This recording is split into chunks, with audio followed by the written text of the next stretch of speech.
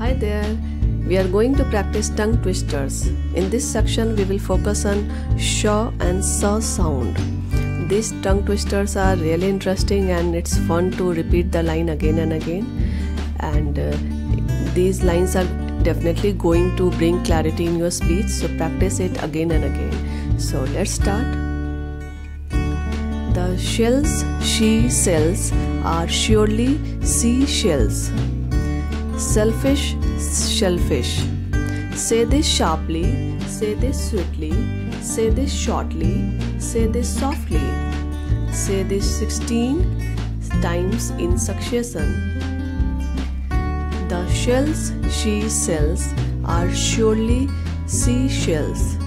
If she sells shells on the seashore, I am sure she sells seashore shells. Now it's your turn to practice.